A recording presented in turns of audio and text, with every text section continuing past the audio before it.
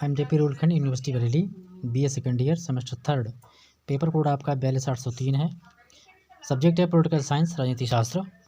आज इसका ये लास्ट वीडियो है और इसी के आधार पर आपके वीडियो जो काफ़ी जो मैं अपलोड किए हैं वो सारे आप पढ़ देख लेना। इसी में ही आप पास हो जाओगे। जिस तरीके से आपका इंग्लिश का हुआ है उसी तरीके से आपका पॉलिटिकल साइंस का भी हो जाएगा। तो प्रश्न पत्र आपका है भारत में राजनीतिक प्रक्रिया, इंग्लिश में बोलते हैं पॉलिटिकल प्रोसेस इन इंडिया। तो इसमें जो क्वेश्चन है जो शेष बचे थे वो हमने कवर कर दिए हैं, वो आंसर भी उनके साथ में ही है। सभी खंडों को निर्देशानुसार हल कीजिएगा। तो पहला क्वेश्चन है, स्वतंत्र भारत के प्रथम और अंतिम भारतीय गवर्नर जनरल का नाम क्या था?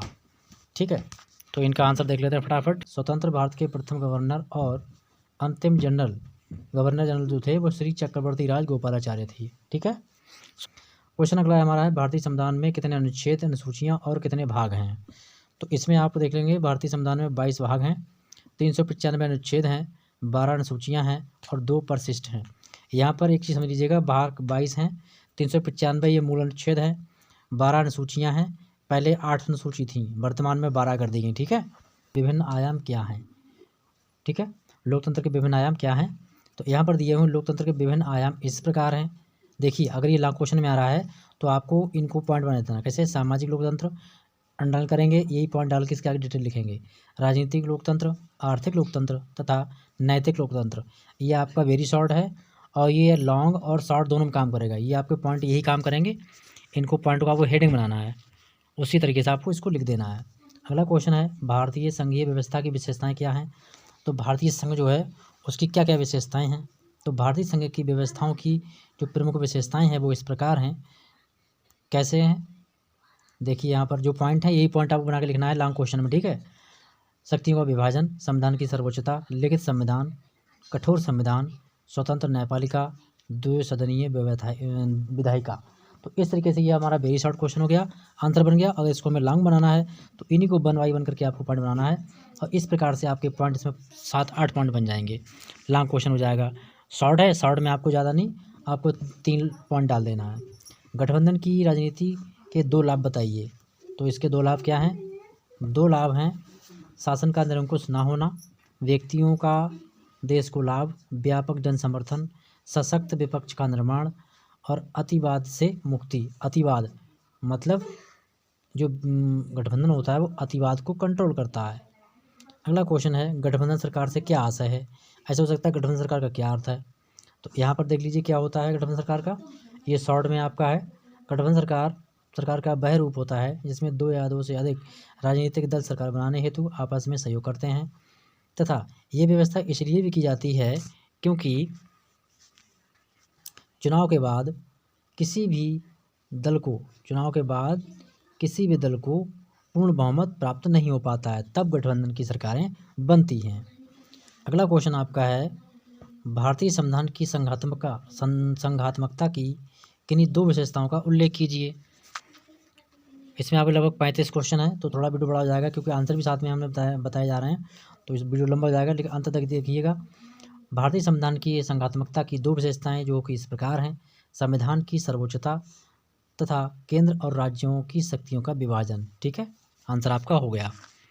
और किसी को भी अगर PDF चाहिए हो या फिर कोई और और अच्छे से आप स्टडी करना चाह रहे हैं तो आप हमारी एप्लीकेशन को प्ले स्टोर पर जाकर डाउनलोड कर सकते हैं। साथ ही जो लोगो है, लोगो भी आपको यहाँ पे दिख जाएगा कि किस लोगो को टच करके आपको कौन सा एप्लीकेशन डाउनलोड करना है, तो वहाँ पर आप डाउनलोड कर सकते हैं। उससे और अच्छी चीज़ें आपको प्रोवाइड की कराई जाएंगी।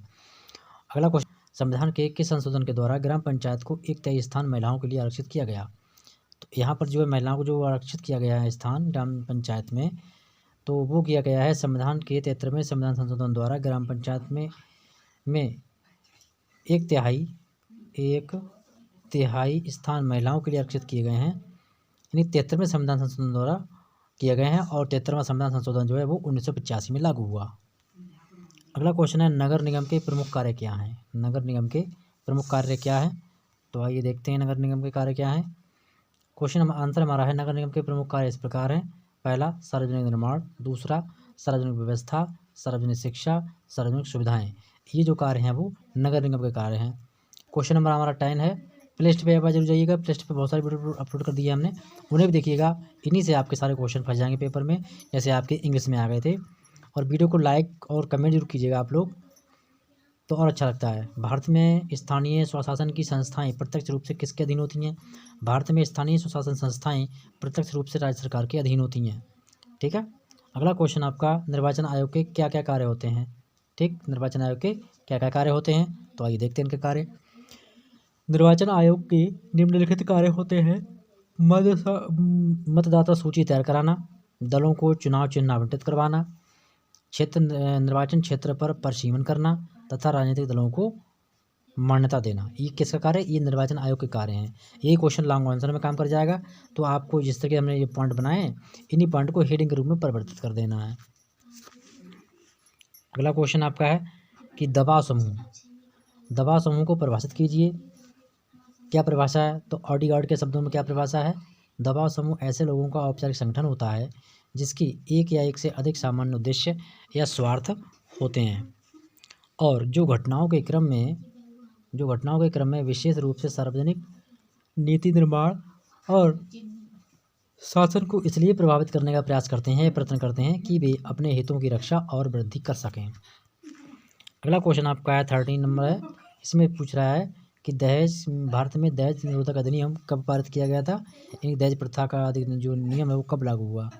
तो भारत में दहेज प्रथा या फिर निरोधक अधिनियम सन 1961 में लागू होता है। अगला क्वेश्चन आपका है, संयुक्त राष्ट्र संघ ने किस वर्ष को अंतर्राष्ट्रीय महिला दिवस के रूप में मनाने को घोषित किया था? तो आंसर आपका है, संयुक्त राष्ट्र संघ ने सन 1975 को अंतर्राष्ट्रीय महिला दिवस के रूप में मनाने के रूप में घोषित किया, इन्हें डिक्लेयर किया। अगला क्वेश्चन आपका है, राष्ट्रीय महिला आयोग का गठन किस वर्ष किया गया? तो राष्ट्रीय महिला आयोग का गठन जो आपका किया गया था वो किया गया सन 1992 में। ये रहा। अगला क्वेश्चन आपका है, किस वर्ष भारतीय संसद ने धार्मिक स्थान का दुरुपयोग रोकने के लिए एक कानून बनाया या कानून लागू किया? तो कानून लागू किया, भारतीय संसद ने धार्मिक स्थानों का दुरुपयोग रोकने के लिए सन 1998 में एक कानून बनाया। अगला क्वेश्चन आपका है, राज्यसभा द्वारा महिला आरक्षण विधेयक कब पारित किया गया? तो महात्मा गांधी की जयंती के शुभ अवसर 2 अक्टूबर को 2015 में राज्यसभा के द्वारा जो है महिलाओं को आरक्षण विधेयक पारित किया गया था। क्षेत्रवाद के 2 दुष्परिणाम लिखना है। तो क्या हैं क्षेत्रवाद के 2 दुष्परिणाम? हैं आपके क्षेत्र की भावना और राष्ट्रीयता के विकास में बाधक। ठीक है, क्षेत्रवाद की जो भावना होती है वो राष्ट्रीयता के विकास में बाधक होती है, इनकी सबसे बड़ी बाधक होती है। अगला आपका पॉइंट है, क्षेत्रवाद आंदोलनकारी प्रवृत्ति को प्रोत्साहन देता है और सामाजिक प्रगति का मार्ग जो है वो अवरुद्ध कर देता है, इनकी सामाजिक प्रगति का मार्ग जो है वो रुक जाता है।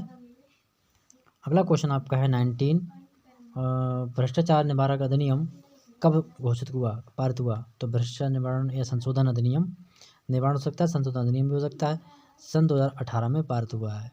कि भाषा के आधार पर राज्यों का पुनर्गठन कब किया गया था? तो भाषा के आधार पर राज्यों का पुनर्गठन किया गया था सन 1956 में। ठीक है। अगला क्वेश्चन है, भाषा के आधार पर गठित भारत का प्रथम राज्य कौन सा है? यानी ऐसा कौन सा राज्य है भारत का जो पहली बार भाषा के आधार पर उसका गठन किया गया था? तो भाषा के आधार पर गठित होने वाला प्रथम राज्य है आंध्र प्रदेश। क्षेत्रवाद के लिए उत्तरदायी कारकों का संक्षेप में वर्णन कीजिए। इन क्षेत्रवाद के लिए कौन कौन से कारक उत्तरदायी हैं या फिर जिम्मेदार हैं? तो यहाँ पर आपका आंसर बन रहा है, क्षेत्रवाद के लिए उत्तरदायी प्रमुख कारक इस प्रकार हैं। पहला, भिन्नताएं, भाषा के आधार पर लगाव मतलब कि एक प्रकार से मोह स्नेह, आर्थिक विकास की असंतुलित स्थिति, सामाजिक अन्याय और पिछड़ापन, धार्मिक भावनाएं, राजनीतिकों की संकीर्ण मनोवृत्ति। क्वेश्चन नंबर 24 है आपका। 24 क्वेश्चन नंबर है, भारत में दल बदल विरोधी कानून किस प्रधानमंत्री के शासनकाल में लागू हुआ? ठीक है, यानी जो दल बदल जो नियम था वो कब लागू किया गया था? तो जो दल बदल लागू नियम था स्वर्गीय श्री राजीव गांधी के द्वारा राजीव गांधी के शासनकाल में दल बदल विरोधी कानून लाया गया। अगला क्वेश्चन आपका है, सांप्रदायिकता के विघटन के कार्य प्रभाव क्या क्या हैं? तो आपको यहाँ पर उत्तर देख लेना है। यहाँ पर दिया हुआ अखंडता के लिए खतरा है ये, जान माल की सुरक्षा के लिए भी हानि है, आर्थिक औद्योगिक विकास में बाधक बनती है ये चीज़ें। अगला क्वेश्चन इसी में पॉइंट है, सांप्रदायिकता देश की शांति और व्यवस्था को भंग करती है, लोकतंत्र के लिए भी ये खतरा होती है। अगला क्वेश्चन आपका है, भारत में सर्वप्रथम किस राज्य में राष्ट्रपति शासन लागू हुआ था? तो भारत का कौन सा राज्य सबसे पहले? पंजाब। यानी पंजाब ऐसा राज्य है जहाँ सबसे पहले राष्ट्रपति शासन लागू हुआ। अगला क्वेश्चन आपका है, उत्तर प्रदेश में अब तक कितनी बार राष्ट्रपति शासन लगाया जा चुका है? जो उत्तर प्रदेश है अब तक 10 बार राष्ट्रपति शासन लग चुका है। पर सर्वप्रथम राष्ट्रपति शासन कितने समय के लिए लागू होता है? अगर पहली बार राष्ट्रपति शासन लगता है तो कितने समय के लिए लगता है? किसी भी राज्य या देश में राष्ट्रपति शासन की सहमति के और अन्य दलों की सहमति के आधार पर लगाया जाता है। सर्वप्रथम राष्ट्रपति शासन 6 माह के लिए लगता है, ठीक है। और अधिकतम राष्ट्रपति शासन जो है वो 3 वर्षों के लिए भी लगाया जा सकता है। अगला क्वेश्चन आपका है, भारतीय संविधान के किस अनुच्छेद के अनुसार राज्यों में राष्ट्रपति शासन आरोपित कर सकता है या लगा सकता है? 56 के तहत राज्यों में राष्ट्रपति की सहमति के बाद में राष्ट्रपति शासन लगाया जाता है। अगला क्वेश्चन है, भारतीय संविधान सभा का गठन और कैबिनेट मिशन योजना के अंतर्गत प्रावधानों के अनुसार किया गया है, और वह प्रावधान क्या क्या हैं? आइए देखते हैं फटाफट इसको। संविधान सभा का गठन कैबिनेट मिशन योजना के प्रावधानों के अनुसार किया गया जो कि इस प्रकार है। अब इसके पॉइंट देख लेते हैं। जो प्रावधान है, क्या प्रावधान है? संविधान सभा में कुल 389 सदस्य हैं होंगे, जिनमें 292 ब्रिटिश प्रांतों के प्रतिनिधि, चीफ क्षेत्रों से कमिश्नरी क्षेत्र से के प्रतिनिधि। अगला है 93 देशी रियासतों के प्रतिनिधि होंगे। भारतीय संविधान सभा का गठन परोक्ष रूप से निर्वाचन के आधार पर होगा। लगभग 10 लाख देखती हूँ पर संविधान सभा में एक सदस्य होगा। इनमें 10 लाख जो संख्या है, 10 लाख की जनसंख्या पर जो है संविधान सभा का एक सदस्य होता है। यानी एक संविधान सभा का एक सदस्य 10 लाख जनसंख्या के आधार पर होता है। अगला क्वेश्चन है आपका, अल्पसंख्यक वर्गों को संख्या जनसंख्या से अधिक सीखने की प्रथा को समाप्त कर दिया गया है।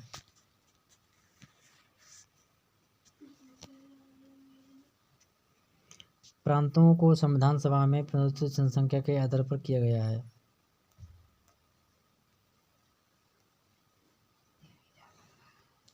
रियासतों का प्रतिनिधित्व भी जनसंख्या के आधार पर होगा, परंतु उनके प्रतिनिधियों का चुनाव समझौता समिति के आधार पर चलेगा। समिति के मध्य आपसी वार्ता द्वारा निश्चित होना था। जुलाई 1946 में संविधान सभा की सदस्यता के लिए चुनाव हुए।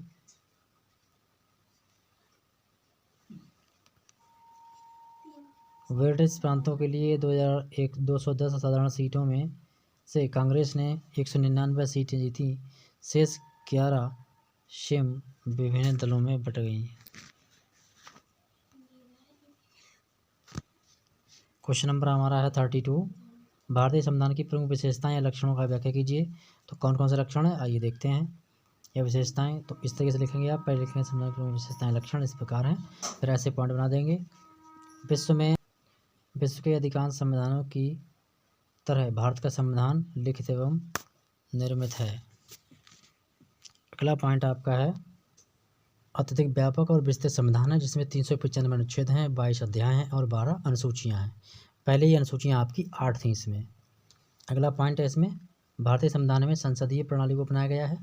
भारतीय संविधान बाहर से संघात्मक है, परंतु उसकी आत्मा जो है वो एकात्मक है। अगला पॉइंट आपका है, भारतीय संविधान द्वारा भारत में धर्मनिरपेक्ष राज्य की स्थापना की गई है। अब यहाँ पर एक क्वेश्चन हो रह गया 33वां, इसमें मौलिक अधिकार की बात कर लेते हैं। भारतीय संविधान में मौलिक अधिकार क्या क्या हैं, कौन कौन से मौलिक अधिकार दिए गए हैं, तो उनको देख लेते हैं। संविधान द्वारा भारतीय नागरिकों को प्रदान किए गए 7 प्रकार के मौलिक अधिकार हैं। शुरू में मूल 7 थे, लेकिन इनमें से एक को हटा दिया गया है। तो ये क्वेश्चन पूछ लेता है कौन सा हटाया गया है, तो लेकिन संविधान के 44वें संशोधन 1978, जो 1978 में 44वां संविधान संशोधन हुआ था, उसमें जो था एक अधिकार था संपत्ति का मौलिक अधिकार।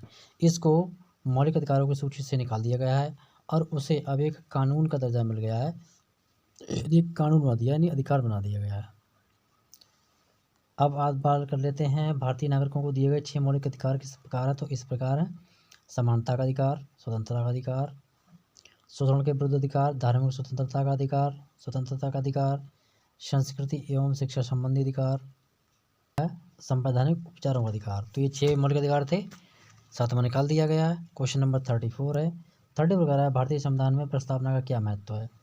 तो प्रस्तावना प्रत्येक देश का एक निर्देशक दर्शन होता है और इसके आधार पर क्या होता है, संबंधित संविधान की प्रस्तावना में प्राप्त होता है। सन 1884 ईस्वी में अमेरिकी संविधान, सन 1874 ईस्वी में स्विस संविधान, सन 1937 में आयरलैंड का संविधान, सन 1946 में जापान का संविधान, सन 1949 में पश्चिमी जर्मनी का संविधान और सन 1954 में साम्यवादी चीन का संविधान। इन्हीं अपने यहाँ से वहाँ का बाद में लागू हुआ है। अगला है चीन का संविधान, फिर दिया हुआ है सन 1958 में फ्रांस का संविधान, सन 1973 में बांग्लादेश का संविधान आदि प्रस्तावना से ही आरंभ होते हैं। जितने हमने आपको नाम बताए हैं ये सारे देश जो हैं, जितने भी संविधान इनके यहाँ, तो वो प्रस्तावना से ही स्टार्ट होते हैं। सबसे पहले उन्होंने प्रस्तावना दी होगी। अगला क्वेश्चन आपका 35 है। भारतीय संविधान के एकात्मक तत्वों का उल्लेख। यानी भारतीय संविधान एकात्मक है, कैसे है तो आपको ये बताना है। ऐसे लिखेंगे आप: भारतीय संविधान के प्रमुख एकात्मक तत्व निम्नलिखित हैं, जो इस प्रकार हैं। एकल नागरिकता, लॉन्ग में आ जाएगा, एक लिखोगे, एकल नागरिकता लिखोगे, फिर उसके आगे डैश मारोगे और फिर डिटेल लिखना शुरू कर दोगे। ऐसे ही आपका इसमें संघ और राज्यों के लिए एक संविधान, संसद को राज्यों की सीमा में परिवर्तन करने का अधिकार, एकीकृत या न्याय व्यवस्था, राष्ट्रपति द्वारा राज्यपाल की नियुक्ति, राज्यों को राज्यसभा के समान प्रतिनिधित्व नहीं मिलता है। और अगला आपका है संविधान में संशोधन में राज्यों के बराबर अधिकार नहीं है। इन जो विधान संशोधन है वो राज्यों के बराबर नहीं होता है।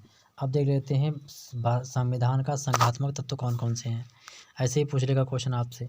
तो यहाँ पर आपके जो संघात्मक तत्व हैं, शक्तियों का विभाजन है, संविधान की सर्वोच्चता है, उच्चतम न्यायालय, स्वतंत्र उच्चतम न्यायालय है, लिखित एवं कठोर संविधान है। तो इस प्रकार वीडियो कंप्लीट हो गया। मिलेंगे नेक्स्ट वीडियो में। Thank you.